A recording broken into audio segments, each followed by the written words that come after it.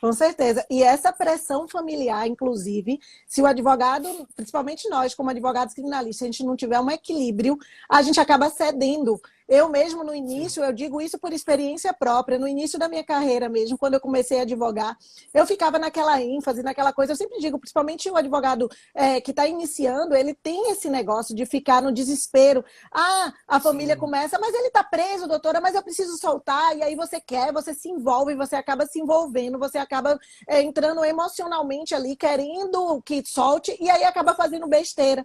Por quê? Porque você não Muito. raciocina. Você não pensa numa forma estratégica de você conseguir fazer a liberação do seu cliente ali. Seja uma prisão em flagrante, seja uma prisão preventiva. Na hora que você começa a comer pressão daquela pessoa, começa a comer pressão familiar, você se perde e se perde legal. E isso é uma das coisas que eu sempre digo quando a gente vai dando aula, né? Que eu sempre digo que a gente precisa ter alguns macetes, a gente precisa aprender realmente com a prática para entender como é que a gente pode fazer para não comer esta pressão, para a gente conseguir saber se segurar, saber se equilibrar e saber conseguir entrar em contato mesmo com a família e conseguir fazer com que ela aguarde para que você monte sua estratégia. Eu não estou dizendo aqui que o cara foi preso em flagrante, foi à noite, você não tem que ir, não. Aí você tem que ir mesmo, porque é uma declaração que ele vai dar, que você tem que ver se aquela declaração dele ali está realmente verdadeira ou não tá indo de encontro a ele, ao que ele está pensando. Às vezes, para evitar um abuso de autoridade, que isso é muito comum a gente ver em fase de delegacia, né? Então, você tem que acompanhar. Mas assim, você só vai fazer alguma coisa depois que você tiver certeza do que aquilo que está acontecendo. Se está ali, já tem um inquérito, vê os autos do inquérito. Tem que ver a prisão foi como. Você precisa se inteirar. E não é se inteirar com as palavras das pessoas, né, Cris? A gente tem essa mania de o cliente fala e a gente quer, principalmente aquele advogado que está iniciando, o cliente falou, ele comprou ali aquela briga e achou que aquilo é real, que é verdadeiro e acabou. Então, muitas vezes, você acaba perdendo de, por exemplo, de enxergar uma ilegalidade numa prisão e acaba não conseguindo relaxar a prisão e o cliente que era para estar solto naquele momento está preso, né? Acaba ficando preso. E é uma das situações. Agora mesmo eu tive um caso, não, antes da pandemia, foi recentemente, não deixa de ser recente, que foi um caso no Rio de Janeiro. E no Rio de Janeiro, eu atuo também no Rio, né? A gente pegou uma situação de um tráfico de armas e o cara foi preso, só que era um flagrante forjado. Então, assim, era um flagrante forjado, ou seja, o flagrante forjado é um flagrante legal, não é um flagrante legal. Só que era um flagrante que a pessoa tinha plantado as armas no carro dele. O policial já conhecia, ele realmente é traficante. Mas naquele momento ele, de fato, não estava com arma no carro, ele estava com som no carro. E aí o policial plantou a arma ali, colocaram todas as armas, e começaram a pedir a ele 50 mil reais, para você ver. Né? É gente grande, não é gente pequena. Pediu 50 mil reais a ele para que não conduzisse ele até a delegacia.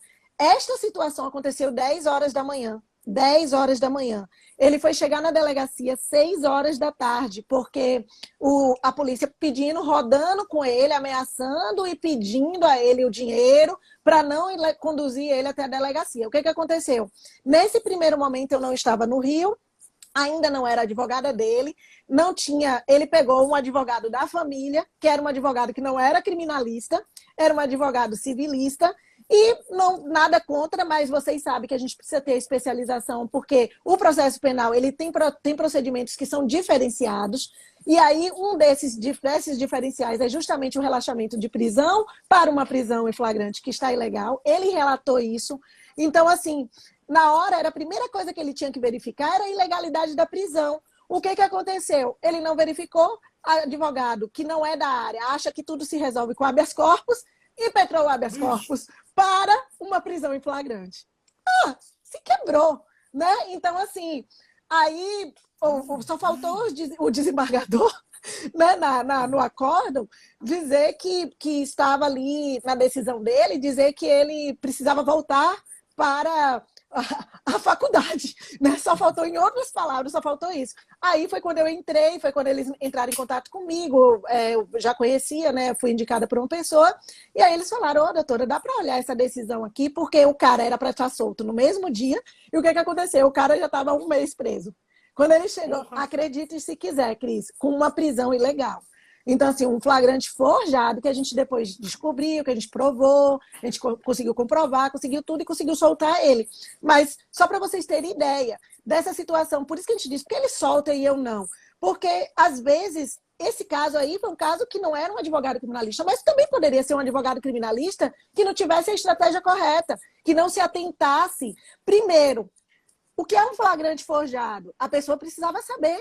A gente precisa saber.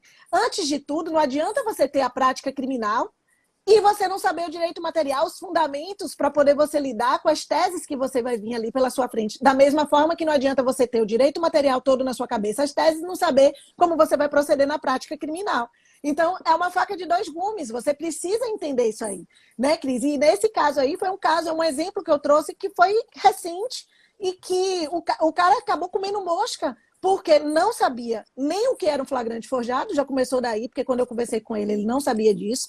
Depois, ele disse que nem sabia que existia relaxamento de prisão, que na cabeça dele tudo era habeas corpus. E meteu habeas corpus. Né? Então, e até tem advogado criminalista que tudo acha que é habeas corpus. A gente, até mesmo uma revogação de prisão, uma prisão preventiva, a galera vai, mete habeas corpus. Não pensa nem que existe uma peça de revogação de prisão preventiva que você pode entrar, que você pode ganhar aí, você pode ter análise por mais de uma autoridade, né? Então, quando você impetra logo o habeas corpus, você perde ali a oportunidade de você entrar para o juiz.